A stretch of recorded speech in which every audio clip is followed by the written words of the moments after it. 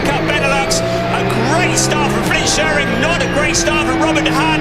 Glenn van Parijs already up behind him, doing exactly what he needs to do to get back into the championship hunt here. But Flint Sherring, what a great start from him. Robert de Haan now secure into that second place. The rest of the cars coming round turns 2, turns 3, and onto the high-speed Parabolica, which will be up any second now. It will be flat out. We've got a spinner at the back of the pack, and that looks like the number 13 car of Juan Viñas.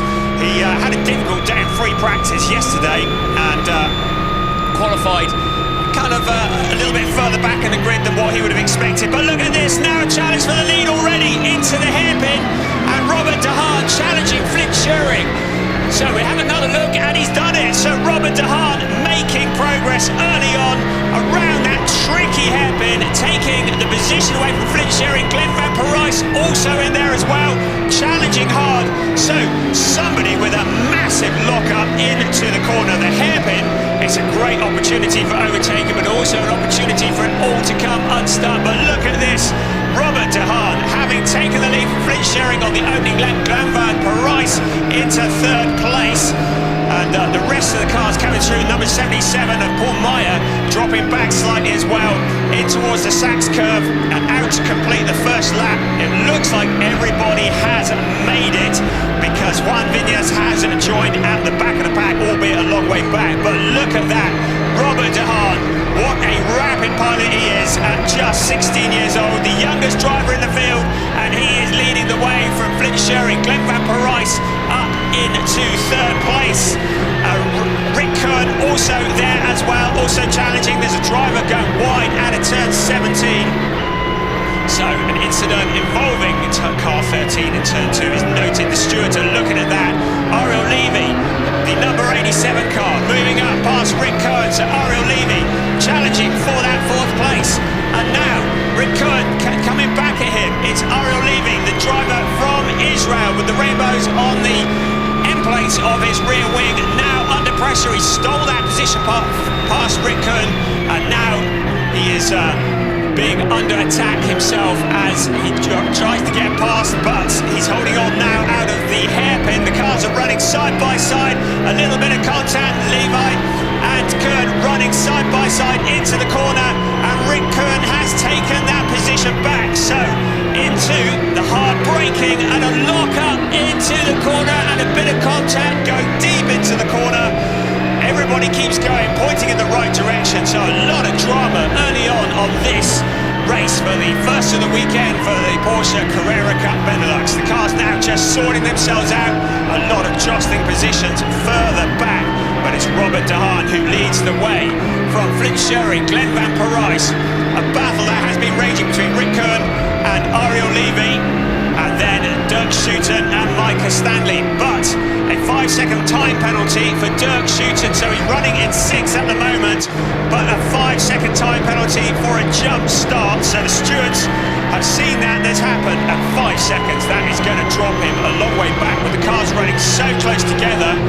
We can see Dirk Schuiten there in the number 57 car, and he is going to lose an awful lot of positions, because 5 seconds will drop him a long way back. Have another look here. The lights went out, and he was a little bit eager. It was a fraction of a second, but the stewards are very tight on the timing, and he was moving before those lights went out. And 5 seconds, that is going to hurt. That is going to drop him a whole handful of places. So at the moment, running in 4th place, but remember, those 5 seconds could be applied later on at the end of the race. There is the number 13 car that went spinning of Juan Viñas. Looking again at some of the early action, there was an awful lot to look at early on. That was Viñas again.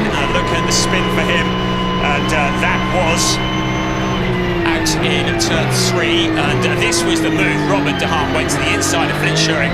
The hairpin, heavy braking, and then a 180 turn, then back on the accelerator, and Flint Sherring taking a wider line. Robert de Haan was through on the inside. So that was Ariel Levy locking it up into the corner, allowing Rick Kern to get back past.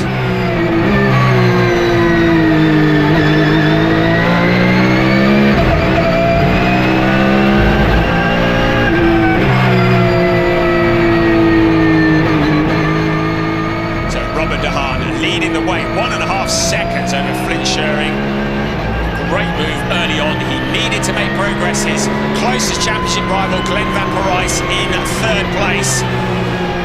Remember, Dirk Schuiten has that penalty. He's down in 5th at the moment because Ariel Levy is into 4th place. And Rick Kuhn in 6th place ahead of Micah Stanley.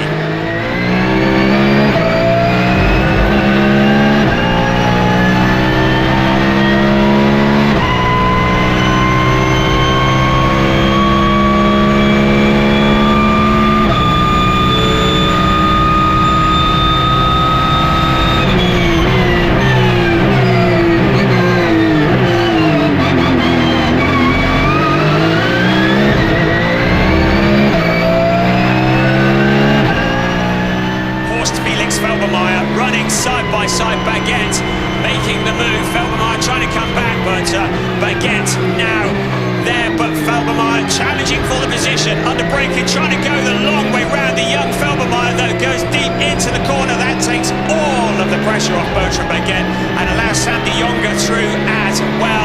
Lucas van Eindhoven is there now behind Felbermeyer, so that move from Felbermeyer just didn't work.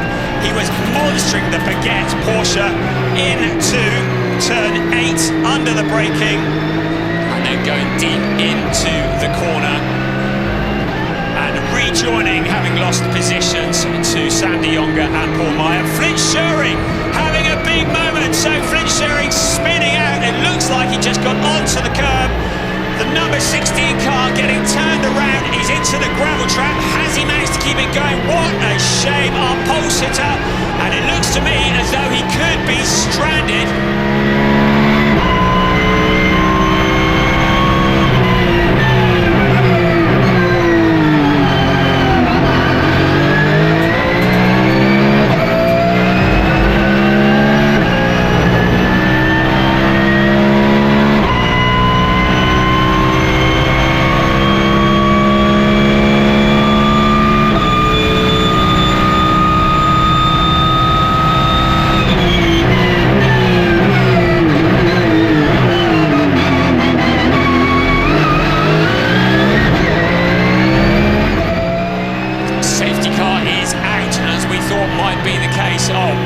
Shame. Flint Schuring, who did such a good job putting that car on pole position.